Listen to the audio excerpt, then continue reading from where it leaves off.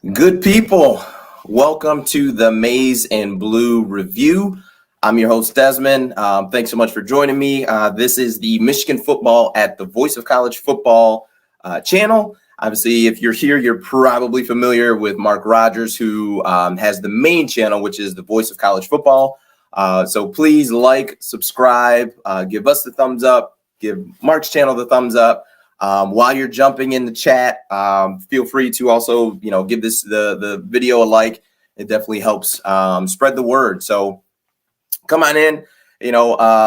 I'll give some folks some time to come on in. I'm very interested to get your feedback on the game. We'll definitely get into more of it and just kind of what went on with the game. But at the end of the day, Michigan gets a big win. They beat Rutgers 20-13 in what a lot of people, myself included, was a game that was much closer than anyone thought. I think the spread on this game was something in the 20-21 point range. So the spread on this game, Vegas thought this was going to be a much wider margin game than it is. I actually just got done watching the game with some friends, and while we were talking and watching the game, it was 20-3, and once Rutgers scored a touchdown and made it 20-10, we kind of were talking of just, this isn't the type of team that you want to let hang around.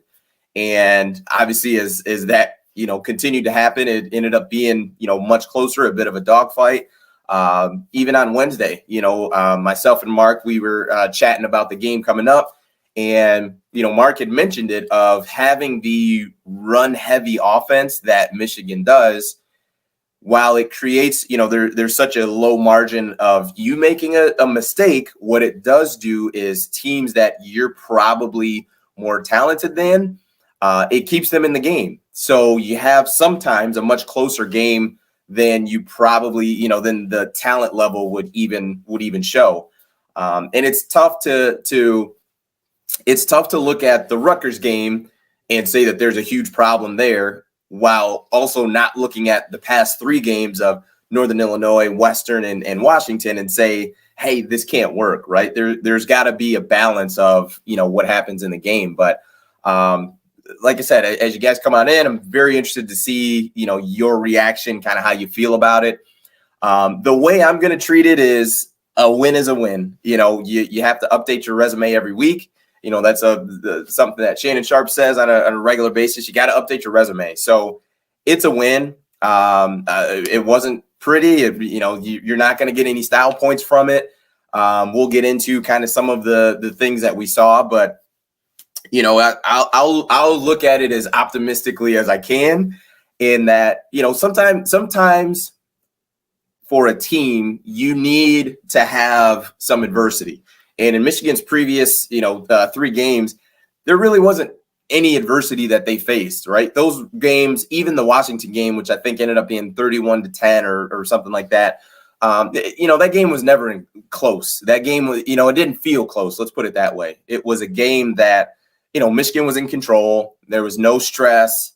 Same with NIU. That was a blowout game, and Western Michigan as well. So, sometimes you need that as a team before you really get into the meat and potatoes of your schedule. Because if you look at the schedule, I mean, the last, 4 games of this schedule is brutal.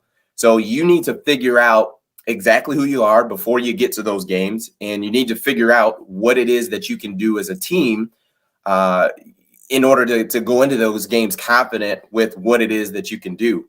So it's a win. It's a win. I understand that you're probably upset and pissed, which is understandable. But on the flip side, I would say, how would you feel if you lose this game? Right? It would be even worse. So, I'm going to try to be optimistic. Like I said, we'll get into some of the details of it, but it's a win. You won the game, so you're surviving in advance. That's the kind of the name of the game. So like I said, drop in the chat your thoughts on the game.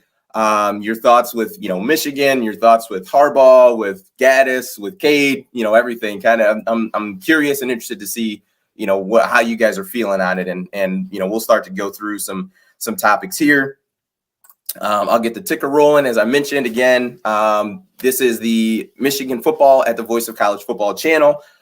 We cover, obviously, post-game of the Michigan Wolverines. And also, we have just started doing a Wednesday at 5 p.m. Eastern Standard Time live with myself and Mark Rogers, the man himself.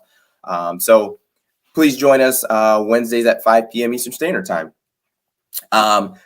One of the positives that I definitely want to talk about is the defensive coordinator and the defense, Mike Macdonald. To put it simply, this is not a game that Don Brown would have gotten Michigan through. To hold Rutgers, granted, I think we can all agree, I don't think Rutgers is some dynamic offense, but Michigan's defense held the line when they needed to. I get it. I understand, like, that second half was rough. But when you look at it, the offense just put the defense in bad spots. I mean, we were well into the fourth quarter, and Michigan had run 6 offensive plays the entire half, not the quarter, the half. And then into the fourth quarter, I believe Michigan's first time they got the ball on offense, you went 3 and out again.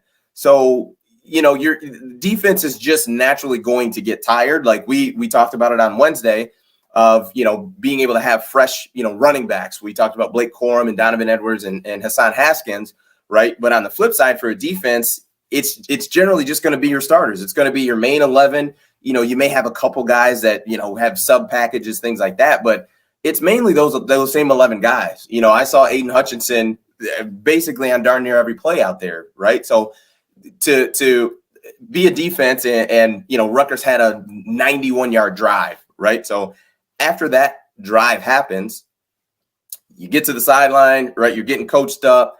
The position coaches are telling the guys, hey, here's what you got to do next time we go out, blah, blah, blah.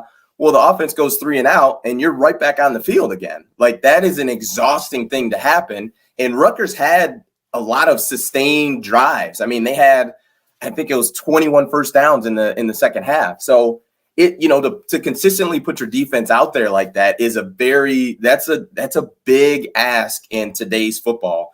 And, Michigan just unfortunately could not get the rhythm going in that second half. And it was tough, but definitely need to give Mike Macdonald his flowers because he coached a heck of a game today. That defense played well. I know they gave up some yards and some drives, but like I said, to hold the team to 13 points is that I don't care who you play. Like, that is something that is impressive, and especially to coach it in a way when your team is stressed is, like I said, I want to make sure that, I give Mike Macdonald his flowers because he definitely, he coached a heck of a game. And he did a great job. He did a great job.